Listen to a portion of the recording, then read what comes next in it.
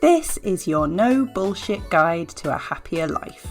Quick, but not necessarily easy tips to help you to squeeze every last drop of enjoyment out of your business and your life. My name is Helen Calvert. I'm a coach, a business owner and a parent, and I'm so happy to be here with you. I do swear occasionally, as the title suggests, so pop in your headphones if I'm not safe for little ears. Ready to go?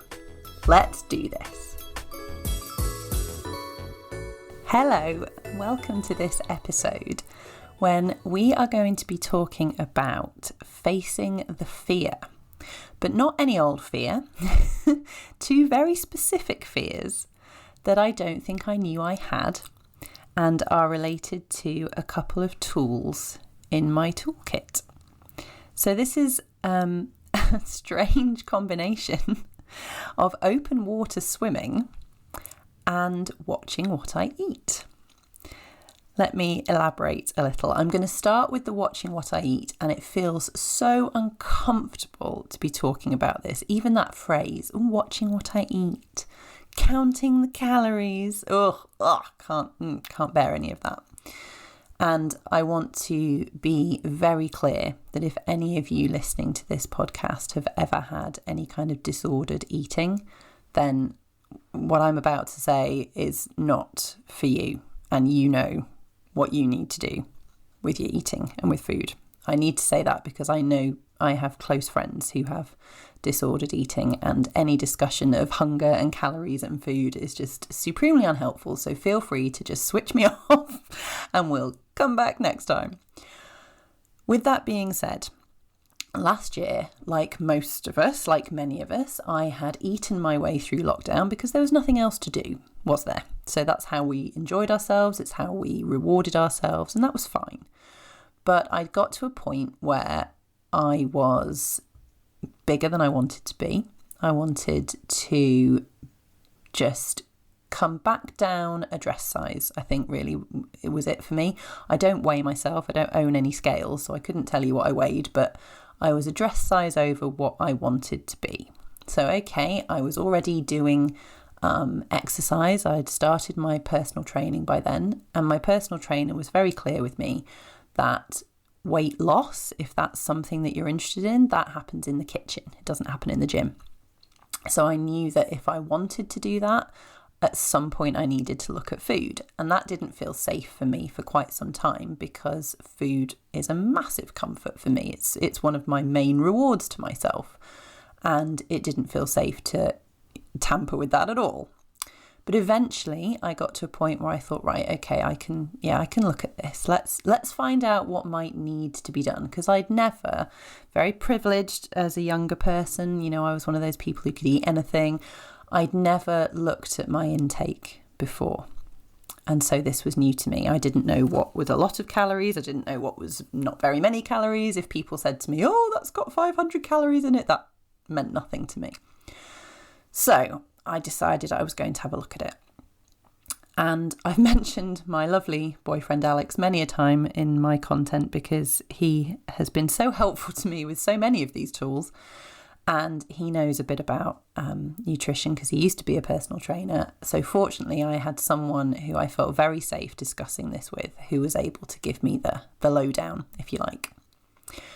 And he explained to me that we have maintenance calories, which is the amount of calories we could eat in any given day, which would mean that our weight didn't change. So if we eat more than our maintenance, we're going to put weight on. And if we eat fewer calories than our maintenance, we're going to lose weight. And I was like, wow, is it really that simple? Like, really? That's all it is? Because, to me, the diet industry had mystified food, and there was surely all these types of food and blah, blah, blah. And it's like, yeah, you need to have a good amount of fibre in your diet. You need to move between the food groups and not just eat fat and sugar. But basically, yeah, it's this number. So he gave me this number, my maintenance calories. And then he gave me my target calories, which was if you eat this many calories every day, you will lose weight at a steady pace, in a sensible way. And you're not going to be limiting yourself in a ridiculous fashion, but you will lose weight. And for me, this was a revelation because it just seemed so simple. Now, it's not going to work for everybody, which is why we have a diet industry. There's nothing that works for everybody. So this is why we have lots of different ways of doing it. But this is what I realised was going to work for me. It just felt very manageable. So where does this fear come in? Well, so I started trying to stick to this regular calorie intake, not religiously, certainly not consistently, because we're cyclical and there are times in the month when I'm going to eat more, but there's times in the month when I can handle less. So it's fine. It all evens out. And, I was reassured that that would work just fine. And it has. But the fear came. It's really interesting to me. I learned that I am scared of feeling hungry. And I had no idea. Now, it's a very normal thing. Hunger, God, that's terrifying to us as a species. That hunger will kill you, but not in my privileged Western middle class lifestyle. It won't. I am privileged enough to have never been hungry in a way that meant that my body was suffering. When I talk about hunger, I mean that feeling that I could put some more food into myself. I could do with a little bit extra. My body's saying it wants a bit more fuel. Interesting. And I was scared of that feeling because I didn't know where it led. I had never sat with that feeling in my life. I had always gone, oh, right, okay, I'll put some more food in. So I didn't know. I didn't know whether if you left it, do you just get more and more hungry until you pass out? Would I be fainting in the middle of Tesco's? No, of course not. Because that wasn't the kind of hunger I was experiencing. I was just experiencing my body's little signal saying, could we have some more fuel, please? And I was choosing to say back to it, yeah, sure, in an hour or a couple of hours. Yeah, okay, you'll be fine till then. And the little signal would stay. And I'd be like, yeah, I can still feel it. It's still telling me it wants some fuel, but I'm okay. I can actually handle the fact that it wants some more fuel. And I will refuel it when I'm ready with what I consciously choose rather than just reaching for the nearest muffin. And that was really interesting to me because it felt like that had been the missing piece. Of course we comfort eat. Of course we find it hard to resist the delicious food. Of course when we go to a restaurant we want to just have whatever we like, and I still do have whatever I like in a restaurant. And of course we know that there's healthy foods and healthy choices, and if we want to count calories, we know what those should be, or if we want to follow a different plan, we know what we're supposed to do.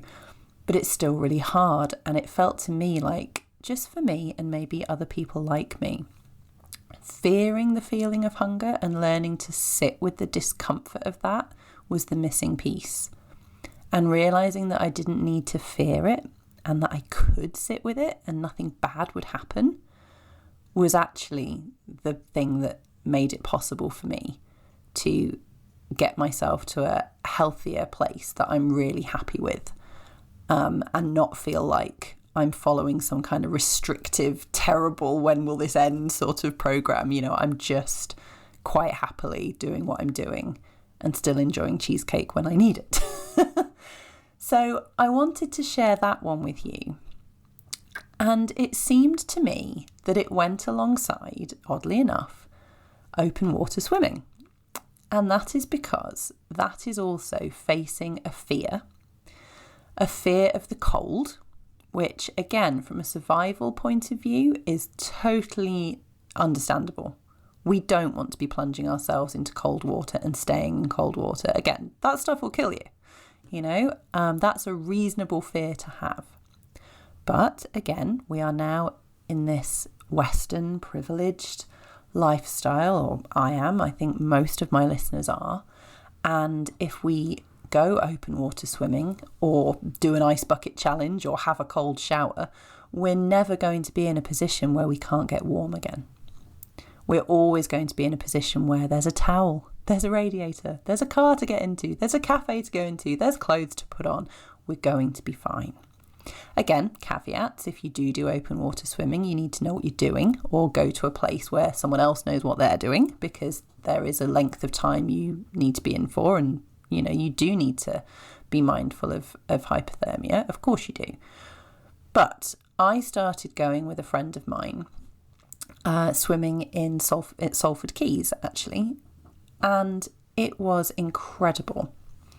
Yes, that first plunge of cold is really tough. But again, it's like I can sit with the discomfort of that, or I can swim with the discomfort of that. And you plunge yourself into this cold water and you don't stay cold for very long. You get moving and your body regulates and you feel really comfortable.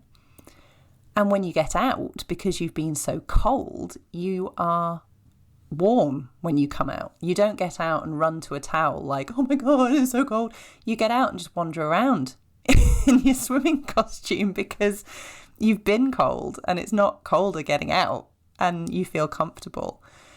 And then the feeling of wellness after you've done a cold water swim, there is nothing like it. I really have not experienced a feeling of just, I can't say it any other way, of a feeling of wellness. I have not experienced anything like it. So the point of this episode is to talk about open water swimming as a tool in your toolkit. And certainly to talk about, just keeping healthy eating very simple, looking at the numbers as a bit of a tool if your intake is something you're concerned about. But it's really about not letting discomfort or fear get in the way of things that could be beneficial to us. So really, those are just two examples of things that have been really beneficial to me that fear could have got in the way, or a fear of discomfort could have got in the way. And learning to sit with that and overcome it is really empowering and so helpful. And it means that I have that now in other areas of my life when something feels uncomfortable to the point that I don't think I could do that. It's like, maybe you're right to feel uncomfortable about that, but actually let's give it a go, because I bet you can. I bet you can overcome that discomfort and then get some real benefits from it. So how do those things contribute to a happier life? Well, eating in a healthier way has certainly contributed to my energy levels, my digestion. I think keeping my mood steadier, and it has got me to drop that dress size I wanted to drop. So that's great. Open water swimming has contributed to a happier life by a feeling of incredible wellness whenever I've done it. An incredible feeling of health, all the good stuff you get from exercise, all the endorphins, just the exercise itself, it's good for you. And it has helped me to sit with some discomfort. The bullshit elements, you're going to be hungry and cold. I'm not going to lie to you. You can't always eat the chocolate that you would normally reach for. And you are going to have to take that first plunge into cold water. That those things are going to happen. But for me, they've been worth it. With all of these things, if there's a tool that I'm advocating that you just think, wow, just how much I would hate that means it's not worth it, don't do it. But for me, it has certainly been worth it. So a little bit of an odd one there, a little bit of an odd episode, bringing a couple of different things together. But I guess the takeaway I want you to have from this one is don't let something feeling uncomfortable mean that you don't do it. We will end on our mindset block alert. Discomfort is not necessarily a reason to avoid something. It might be a very good reason to avoid something. But when you next catch yourself thinking, oh, that will be horribly uncomfortable, just give that feeling a little bit of an explore and just see if maybe that's discomfort that it's worth trying to overcome, because that opens up a lot more of life and some new achievements if we can do that. So until next time, be excessively kind to yourself, whatever it is you are trying to do and whatever discomfort you are trying to sit with. And hopefully that will help you to squeeze every last drop of enjoyment out of life. Speak to you soon. Thank you so much for listening. It's great to have you along for the ride. If you enjoyed the episode, I'd be so grateful if you could leave me a review. And don't forget to subscribe so you know when new episodes are up. If you identified a mindset block during the episode and would like to work with me one-to-one, you can find out how in the show notes. See you next time.